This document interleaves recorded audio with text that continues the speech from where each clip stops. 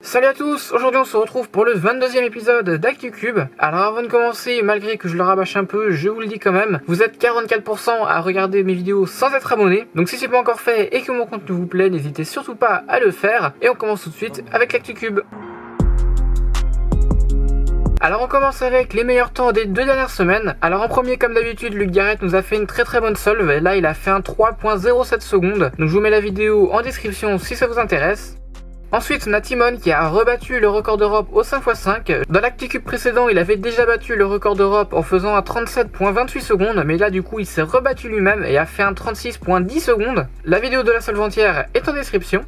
Alors vous le savez peut-être pas, mais il y a eu la première compétition de Rubik's Cube depuis le début du Covid en France qui s'est passée à Montpellier. Donc j'ai pas pu y aller parce que c'est un peu loin de chez moi, mais par contre je vais pouvoir aller au GST Open 2021 qui aura lieu le 6 et 7 novembre prochain. Donc si vous y allez aussi, on pourra se croiser. Et du coup pour revenir au Montpellier Open, on a Juliette Sébastien qui a battu le record de France de Megaminx en faisant un 31.26 secondes. C'est également le 10e temps mondial et le 3e meilleur temps européen. Donc c'est vraiment une très bonne solve. La vidéo entière est bien sûr dans la description.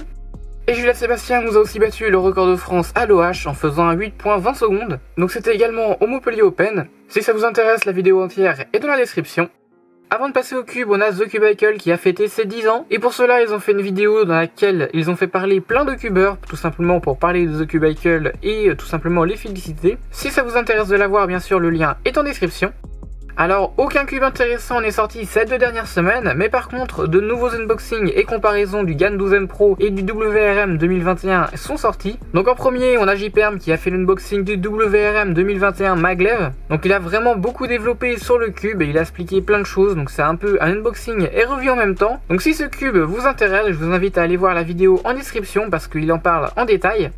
Alors ensuite on a Speedcube Shop qui nous a fait 2 vidéos comparaison. Dans la première il compare le GAN 12 Maglev et le GAN 12 Leap. Plus précisément la vidéo parle des accessoires, des caractéristiques, du feeling. Ensuite il compare les 2 cubes et ensuite il fait quelques solves avec. Donc si vous hésitez entre les 2 versions du cube, je vous conseille vraiment cette vidéo malgré qu'elle soit en anglais, c'est la seule qui existe qui est vraiment bien.